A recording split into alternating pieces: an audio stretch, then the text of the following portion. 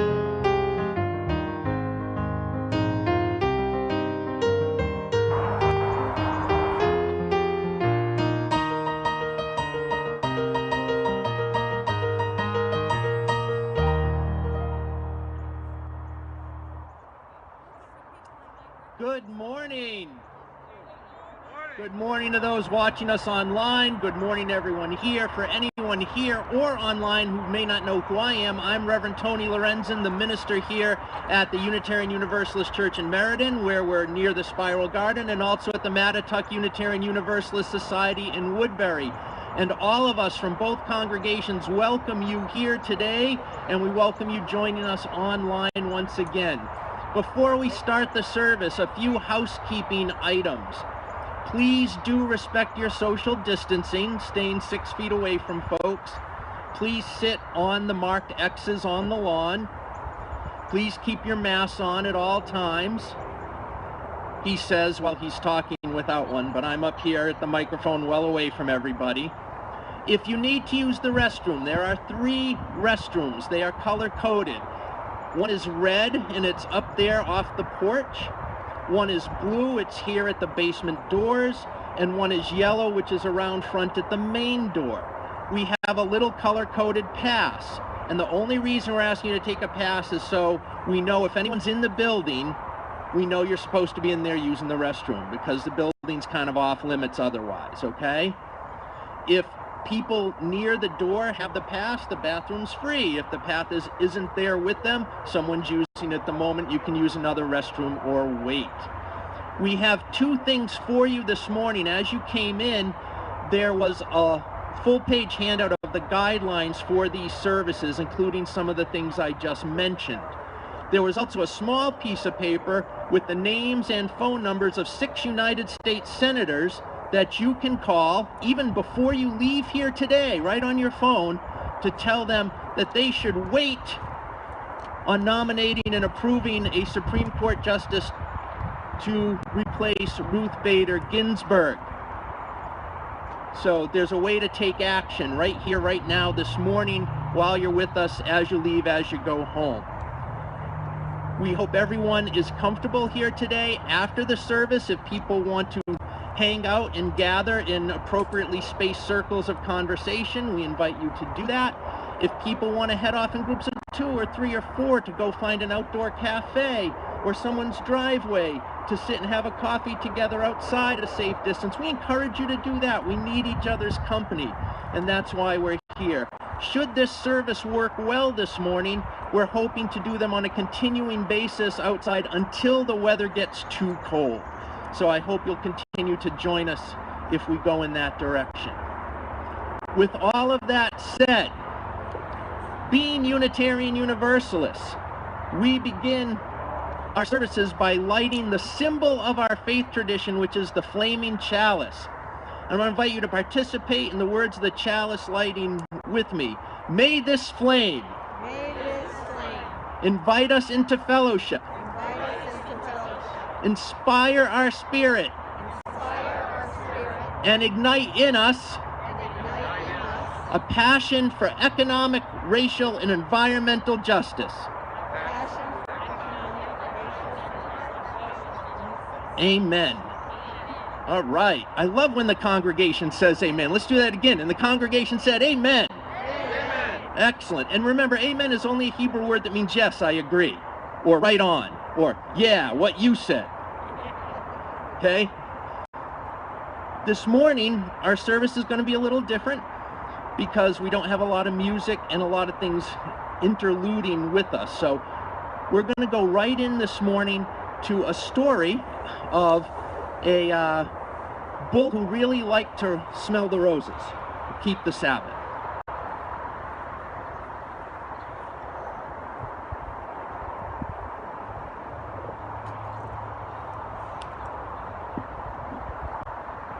I am sure that most of you have read the story of Ferdinand at one time or another, but that is our time for all ages today.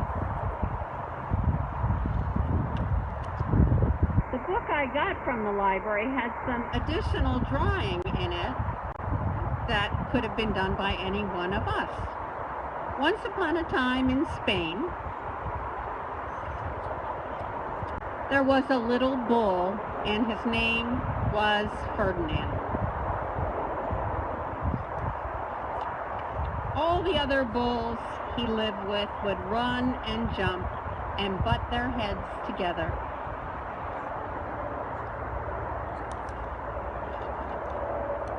But Ferdinand,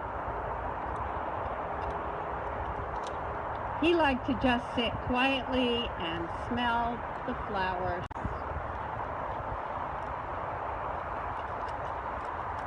He had a favorite spot out in the pasture under a cork tree. It was his favorite tree, and he would sit in its shade all day and smell the flowers.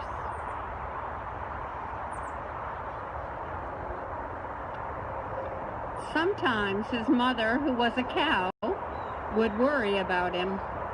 She was afraid he would be lonesome by himself.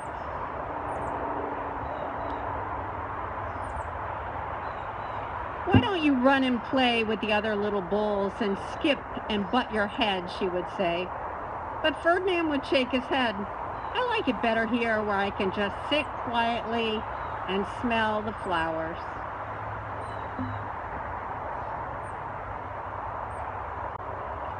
His mother saw that he was not lonesome, and because she was an understanding mother, even though she was a cow, she let him just sit there and be happy.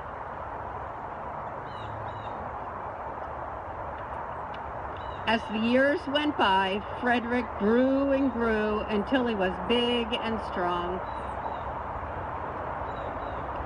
All the other bulls who he had grown up with in the same pasture would fight each other all day.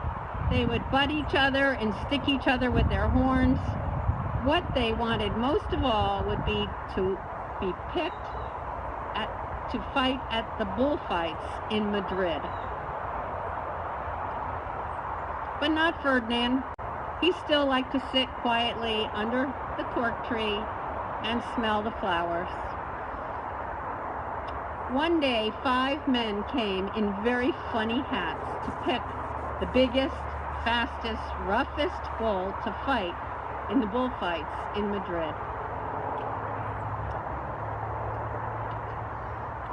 All the other bulls ran around snorting and butting and leaping and jumping, so the men would think that they were very, very strong and fierce and pick them. Ferdinand knew that they wouldn't pick him, and he didn't care. So he went out to his favorite tree and to sit down. He didn't look where he was sitting, and instead of sitting on a nice piece of cool grass in the shade, he sat on a bumblebee. Well, if you were a bumblebee and a bull sat on you, what would you do? You would sting him, and that's just what the bee did to Ferdinand. Wow, did it hurt. Ferdinand jumped up with a snort. He ran around puffing and snorting and butting and pawing the ground and just went crazy. The 5 men saw him, and they all shouted with joy. Here was the largest, fiercest bull of all, just the one for the bullfights in Madrid. So they took him away for the bullfight in a cart. What a day it was. Flags were flying, bands were playing, and all the lovely ladies had flowers in their hair. They had a parade into the bull ring. First came the bandoleros with long, sharp pins with ribbons on them to stick in the bull and make him mad. Next came the picadors, who rode skinny horses, and they had long spears to stick in the bull and make him even madder. Then came the Matador, the proudest of all. He thought he was very handsome and bowed to the ladies. He had a red cape and a sword and was supposed to stick the bull last of all. And then came the bull. And you know who that was, don't you? Ferdinand. They called him Ferdinand the Fierce, and all the bandoleros were afraid of him, and the picadors were afraid of him, and the Matador was scared stiff. Ferdinand ran to the middle of the ring, and everyone shouted and clapped because they thought he was going to fight fiercely and butt and snort and stick his horns around. But not Ferdinand. When he got to the middle of the ring, he saw the flowers and all the lovely ladies' hair, and he just sat down quietly and smelled. He wouldn't fight and be fierce no matter what they did. He just sat and smelled, and the bandoleros were mad, and the picadors were madder, and the Matador was so mad he cried because he couldn't show off his cape and sword.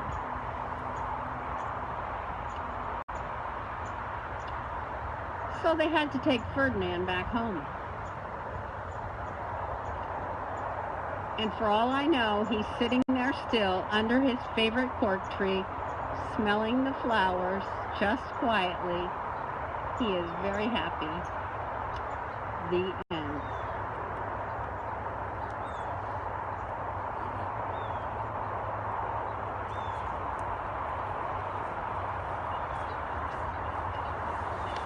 Good morning, everyone.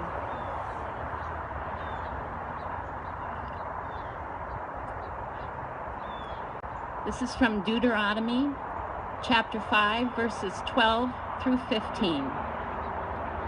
Observe the Sabbath day by keeping it holy, as the Lord your God has commanded you.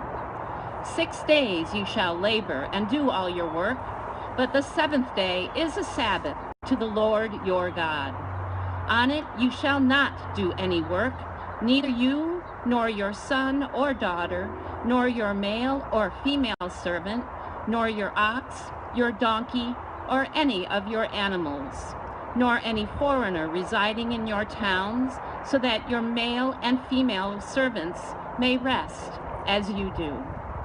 Remember that you were slaves in Egypt, and that the Lord your God brought you out of there with a mighty hand and an outstretched arm. Therefore, the Lord your God has commanded you to observe the Sabbath day.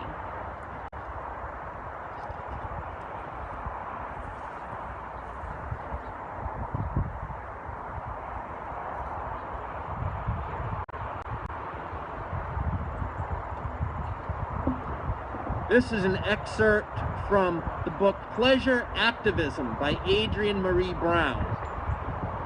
Pleasure activism is the work we do to reclaim our whole, happy, and satisfiable selves from the impacts, delusions, and limitations of oppressions and supremacy.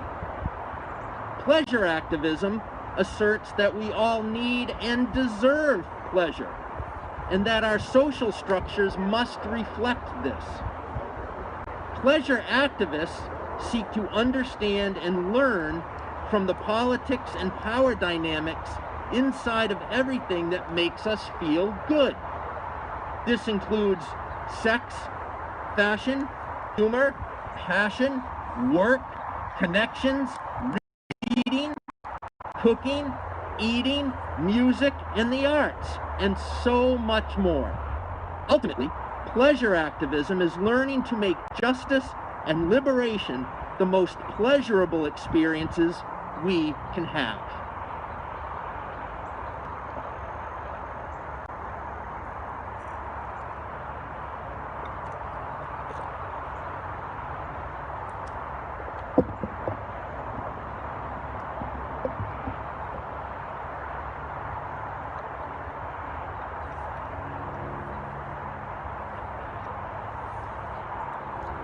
In his book, The Search for God at Harvard, former New York Times religion correspondent and current Columbia University professor of journalism, Ari Goldman, writes about his experiences during the year the Times paid for him to study world religions at Harvard Divinity School. Goldman was and still is an Orthodox Jew. One of the chapters in the book is called Sabbath Candles and tells of how he and his wife Shira invited people they met at Harvard Divinity School to eat Sabbath dinner with them on Friday nights. They invited professors and students and friends of Shira's and other parents they met while taking their young son to the park and daycare. Each Friday night was a great conversation. Goldman writes, Shira and I found that the sharing of our Sabbath rituals broke down barriers rather than created them. As we made the blessing over the wine, ritually poured water from a cup on our hands, and cut the challah, our guests questioned and compared and shared their own religious experiences. They talked about their lives and their families, their religious awakenings and disappointments, and the meanings they derived from them.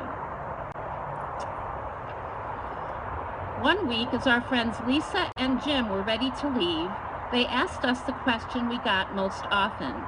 Do you do this every Friday night? We had to answer in truth that we did. There was no party, no show, no dance, no assignment, no opening that could stop us. Why? No, it wasn't the biblical mandate to observe the Sabbath or its rabbinic interpretation, although that figured into our observance.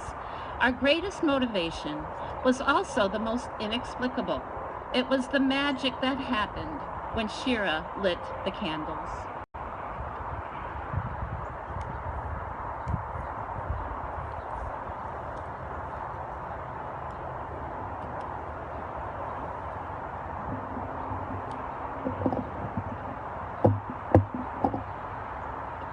Well, that adjustment's really loud. So being this week, the Jewish community is celebrating the High Holy Days, and our theme for this month is renewal. I thought I would talk about something that I think is Judaism's greatest gift to the religious world, and that's the practice of the Sabbath. The idea of stepping off the human treadmill of commerce, human business, human building, human making, human doing, and spending an entire day just human being. The Talmud says the Sabbath is somewhat like the world to come, or as is often translated into English, somewhat like eternity. I love that. We can take this to mean eternity, the world to come as being the afterlife or heaven, or the world to come as being the establishment of the beloved community where we create a more paradise-like, just and equitable life on earth. It works however you look at it. The Sabbath is flexible enough to fit your own spirituality and philosophy. There are different reasons given for the Sabbath in the Torah. One, in Exodus, is that God rested from the work of creation on the seventh day. The other, as we heard in the reading from Deuteronomy, is that God brought you out of bondage in Egypt, the Exodus. And that's what I want to focus on this morning a little bit, because in very many ways, the Jewish practice and observance of Sabbath is directly connected to a slave revolt. Immediately following the flight from Egypt, the Exodus tells the story of receiving the commandments at Sinai, and part of that is to observe a day of complete rest. In his book, Sabbath as Resistance, Professor Emeritus of Old Testament at Columbia Theological Seminary, Walter Brueggemann, ties these two reasons together. He says, rest on the Sabbath is an act of revolution and resistance against the economics of exploitation, which is basically, I would argue, what our practice of capitalism has become in the 21st century. And whether or not you believe the Exodus story as real and literal, or just a story, it is a story with important themes and powerful messages. In its origin, the Sabbath is both spiritual and political. There is no disassociated spirituality or religion in this world. The pharaohs of the world are political. And if the people are not, then eventually the people become Pharaoh's slaves. I believe we see this playing out in our culture right now, at this very moment. The Sabbath is not only a spiritual discipline, but a form of resistance to everything the Pharaoh stands for. Greed, acquisition, power, control, anxiety, fear of want, self-centeredness, dog eat dog, only the strong survive. Some people matter more than others. Rest on the Sabbath is an act of resistance against the political, cultural, and economic system based on a hierarchy of wealth and power that view the individual not as a human being, not as a citizen, but as an economic commodity and a depersonalized consumer of goods. There is no inherent human worth and dignity in such a system. And the Sabbath demands that there be inherent worth and dignity in being alive as a human being. In his famous book, The Sabbath, Rabbi Abraham Joshua Heschel writes, when the Romans met the Jews and noticed their strict adherence to the law of abstaining from labor on the Sabbath, their only reaction was contempt. For the Romans believed you achieved immortality by doing great deeds, which were told after your death. Why take a day off? If you take a day off, that's one less day to achieve great deeds, and thus immortality. Except the Jewish tradition understood something the Romans did not seem to grasp. Immortality cannot be bought. It cannot be sold, and it cannot be achieved. It was lived out immediately in the here and now. What good was it to be a great person whose memorable deeds were told after your death if you were an evil person? The type of person you were mattered. It counted whether or not you were kind and generous and accepting. And that's part of why the Sabbath was and remains important. The Romans were not alone in holding the Sabbath in contempt. Our entire society is a Sabbath-condemning society. It is a badge of honor in our society to work long hours. People brag about how little sleep they need to function. People study how to multitask and do many things at once. This is sick. This is a pathology. We are perhaps the most overworked, over-consuming, unhealthy society, not only in the world, but in history. Our society values human beings not for our human qualities, but for our purchasing power and our productivity. In our society, poverty is considered a character flaw. That if you are poor, there is something wrong with who and what you are. And in reality, poverty is politically constructed through the perpetuation of an unjust system. Walter Brueggemann argues that the God of Israel and its religion cannot be known or understood apart from the intimate connection of Sabbath and Exodus. The God Israel worships is a God that rests and demands rest and restorative time for everyone. Everyone. The servants, the visitors, the guests, the immigrants, the alien in your land, even the animals. And this God that demands this rest delivers people from injustice. The law and the prophets and the Psalms argue, and I would say even the New Testament argues, for this and must be read in this context. The great political struggle of our time is over whether our government is concerned with business and profit only, technically fascism, or with the needs of actual human beings. And this has been the justice struggle in the entire Judeo-Christian tradition.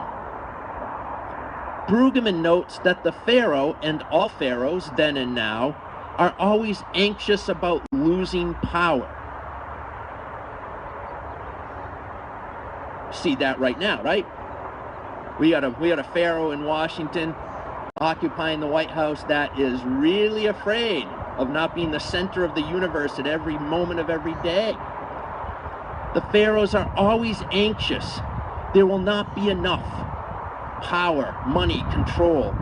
So the pharaoh hoards even in times of plenty, always wanting more money, power, control, even worship.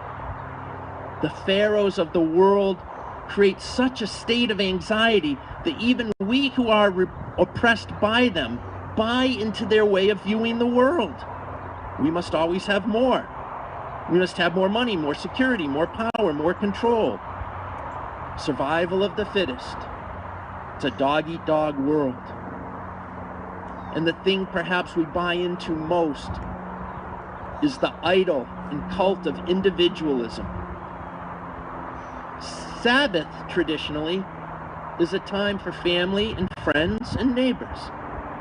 It's a time of relationship building with oneself, one's family, one's friends, one's neighbors, and the natural world. Sabbath removes us from the false idol of an individual pulling oneself up by their bootstraps and reminds us that we are social creatures that divorce ourselves from community at great risk both to ourselves and to the community. Not only is Sabbath tied to the Exodus, it is tied to all of the commandments. It is tied to all of our principles. Walter Brueggemann says, if one worships money in the culture of acquisition, power, and control, then you are worshiping an idol, treating something that is not divine as if it were divine. If we covet our neighbor's things, we are once again in the soul trap of valuing things and not people. Michael Fishbane, in his work on Jewish theology called Sacred Attunement, writes that the Sabbath and other Jewish practices cultivate Jewish mindfulness in a culture of mindlessness. He says that business and commerce are prohibited on the Sabbath because one is urged not just to desist from commerce, but to develop more interior spheres of setting the mind from this type of agitation. Electricity and technology are discouraged, he says, because practical benefits of technology aside, one tries to stand in the cycle of natural time on the Sabbath without manipulation or interference. And if you've ever tried to take a technology Sabbath, you know how hard that is and the point he's trying to make. And Jesus's rules about the Sabbath still make sense too. For the Sabbath to work and fulfill its mission, it cannot in itself begin to devalue the human person. When confronted by the religious authorities of his time that he healed on the Sabbath in violation of the rules, Jesus says, was the Sabbath made for people, or were people made for the Sabbath?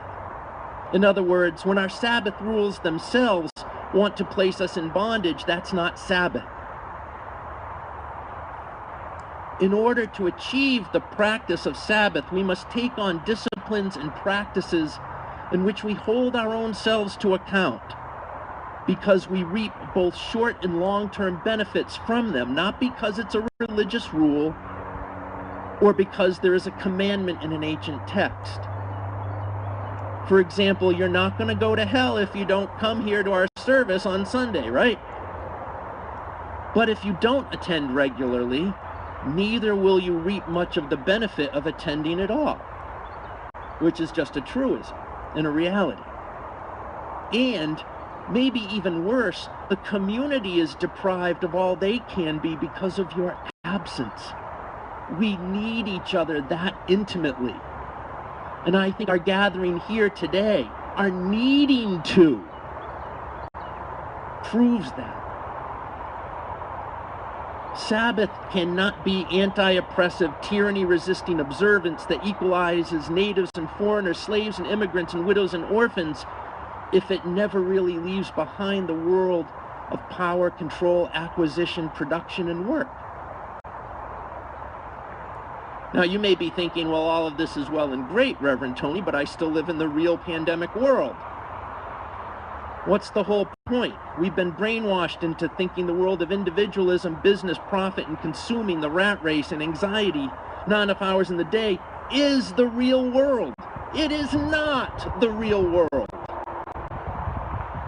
Sabbath begs us to step out of the matrix, to resist, to be revolutionary, to tell the world of economic exploitation and hierarchy and power over to take a hike. Abraham Joshua Heschel says that the Sabbath is part of a human struggle, essentially a battle between space and time. Heschel says, technical civilization is humanity's conquest of space. The danger begins, he writes, when in gaining power in the realm of space, we forfeit all aspiration in the realm of time. There is a realm of time where the goal is not to have, but to be, not to own, but to give, not to control, but to share, not to subdue, but to be in accord. Life goes wrong when the control of space and the acquisition of the things of space becomes our sole concern. I believe what Heschel says about recapturing time is similar to what Adrienne Maree Brown is trying to talk about in her book, Pleasure Activism. We are conditioned to think that there is no time, or very limited time, for our own pleasure and fun. We are conditioned to think that everything meaningful and worth fighting for must always be a fight, always be hard and difficult, always be a struggle, always be work. Adrienne Maree Brown tries to remind us that we are entitled to pleasure and to fun and to rest. That pleasure and time for it are not only for the rich and the powerful and the privileged. That not only do we need to reclaim pleasure and time for pleasure, but that our struggle for freedom and justice can also be a source of pleasure. Working together for good can actually be fun.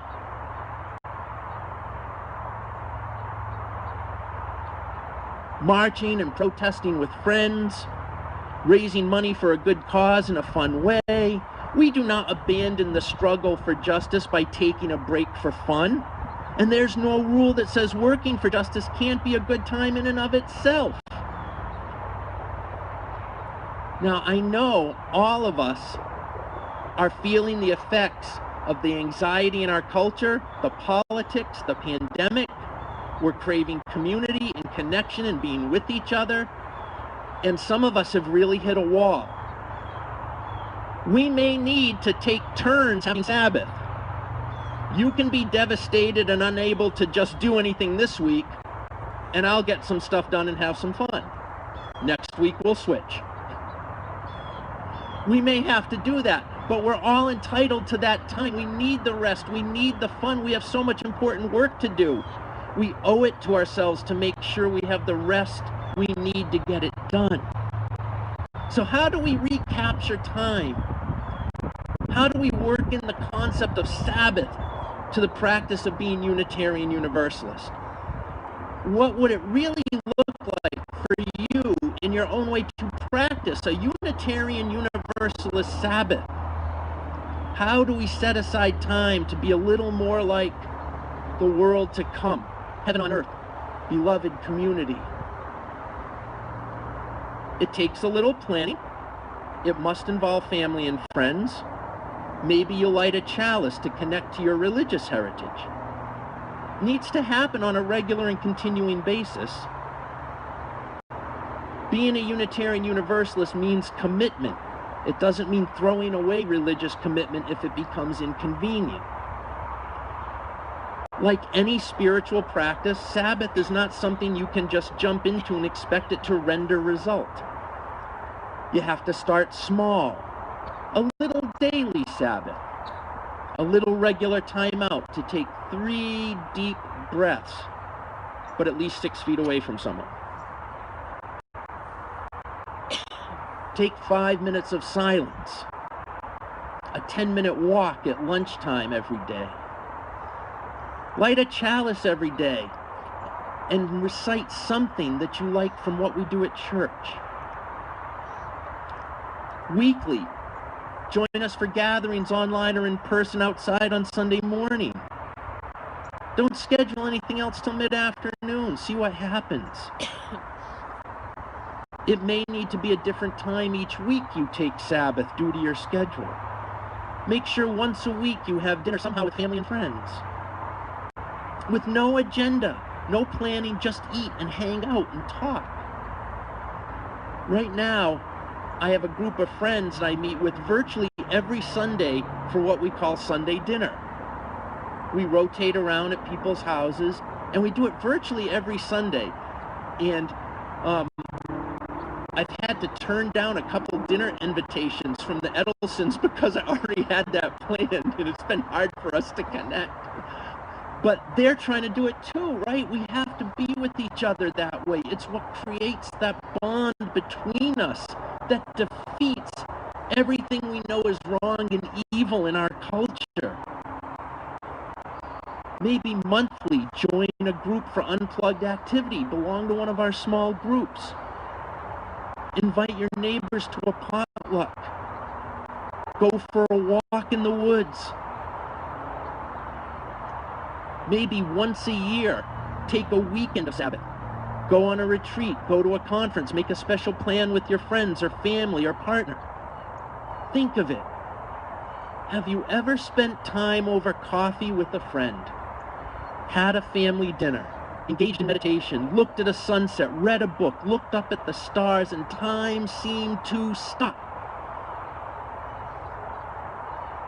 It was somewhat like eternity. And between now and eternity, don't you think you deserve a day off?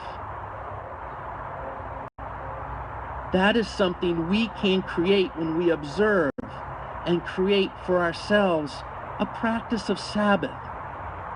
Carve out time to just be with ourselves and each other. Maybe it will be just like eternity. Just like the world to come, just like beloved community, made real here and now. And that is just as revolutionary an act today as it was when Israel walked out of Egypt.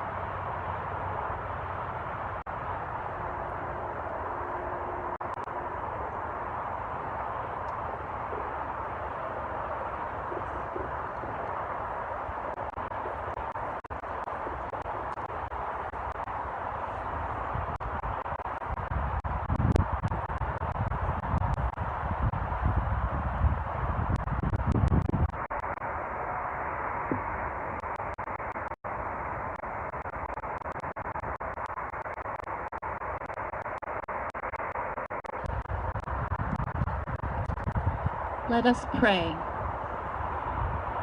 Beloveds, we as Unitarian Universalists are devastated by the death of Supreme Court Justice Ruth Bader Ginsburg. The timing could not be worse. Spirit of life, please help us in these troubled times to have faith and trust that all will be well. Help us to know that there are reasons beyond our human understanding for what is happening in our world, in our country. Please help us to have peace in our hearts. So be it, and so it is. Amen.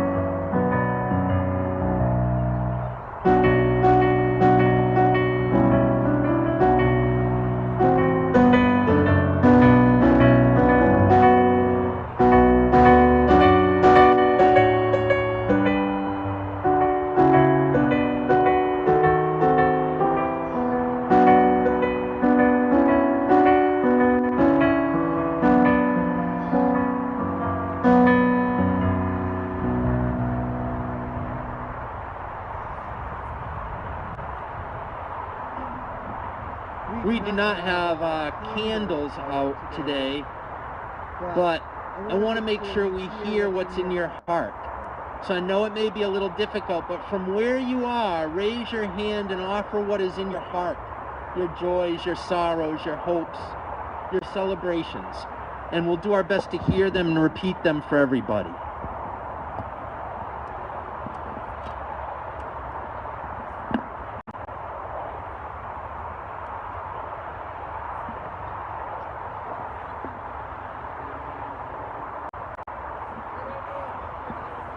I can.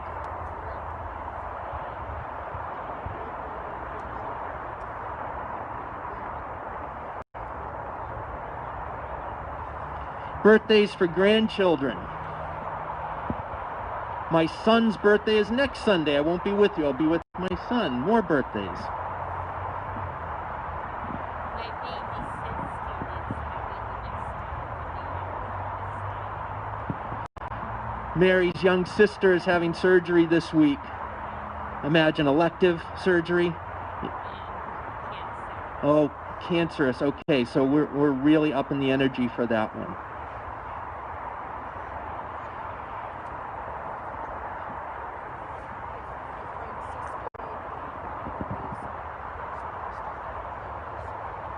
My friend's sister going through chemotherapy, and we keep that in our hearts.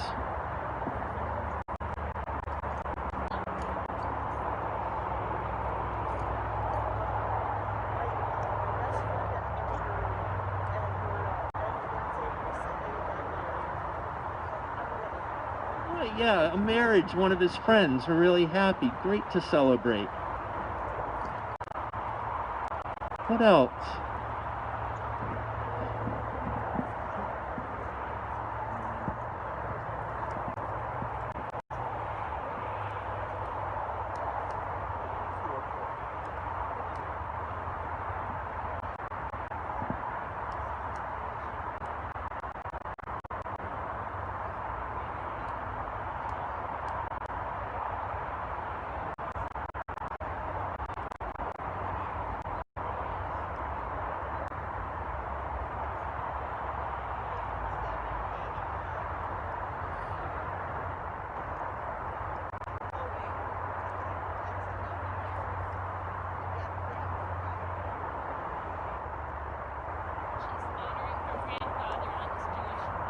Honoring her grandfather at the Jewish New Year.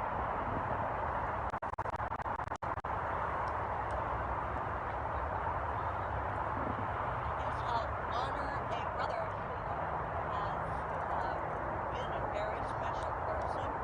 And when I visited him building the latest house in Berniston, Massachusetts, I just realized how great a person he is. He's so well regarded in his field. And I said, Daddy died about 30 years ago. He didn't get a chance to see all that you have done. And Peter says he's created a utopia for his 4 children and his wife. So our hearts are with Angela's brother, and she's grateful that he's done so well and wished Dad could have seen some of how awesome he's become, yes? We're concerned that the selectmen of Southbury tried to censure one of our friends, who is also a selectman, because of his support for the Black Lives Matter protest being coordinated by Southbury Justice. Yeah, one of our friends who's a selectman was they tried to silence him, the other selectman in Southbury, for supporting Black Lives Matter. Now, this is why we need our rest. We have fighting to do, and we got to help each other.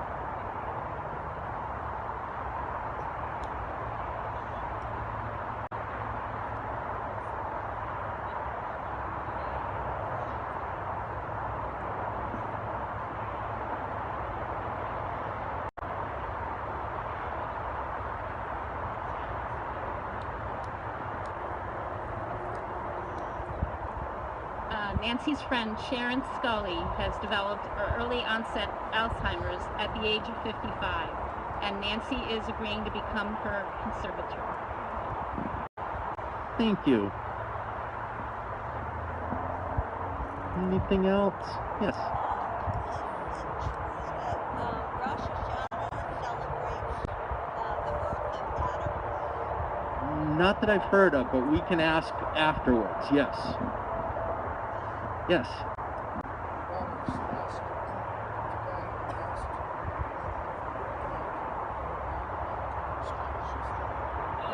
His daughter Celeste has started boot camp today for an online cooking school she started. What a great idea. That is so cool. Anything else for our joys and concerns before we move on?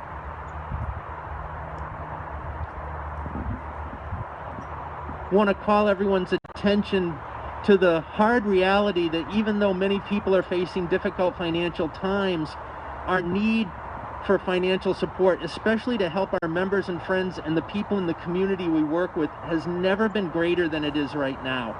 We have an offering basket at the front. There was an offering basket at the entrance as you came in. If you could please do your best to leave something in one of those baskets, we would greatly appreciate it. Even just the cost of materials to make sure we marked the ground and had the signs and supplies and masks and hand sanitizer, that added up a lot yesterday when I went to the store. If we can cover that this morning, it would be great to help us keep going. Before we end this morning, I want to give a lot of thanks. First of all, I don't know if she introduced herself to everybody, but Lynn Grobsky is the ministerial intern for this year and next year at the Matador Unitarian Universalist Society, and is well known to the folks in Meriden, having been involved at this church for a while. So we thank her. I'm very grateful to our the incomparable Jeff May, who's been our producer online for months, and to Sandy for helping us with the sound today. Sandy Duffy. Wouldn't have had this right now without them. Very grateful also to Jane Diagardi and Richard Galt and Kathy Lindberg and Steve Volpini, who have been our ushers and greeters, helping us with the restrooms and people seating and welcoming you this morning, and we're really grateful to them. I have a feeling these services outside are going to continue, and for that to continue, we're going to need more help from more people volunteering to help out like these folks did this time, helping us set up, helping us break down, helping us mark out the ground, helping us get the sound and everything set up, and helping with the video. So if you can help with any of those things, I need to hear from you in the next couple days, because we want to make sure we're not putting all the work on all the same people every time we do one of these services, so they can take Sabbath and we can take turns, right?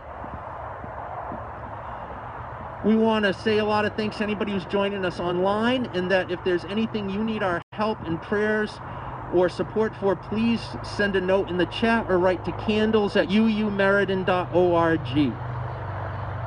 If you want to stay around after we close up to socialize, great.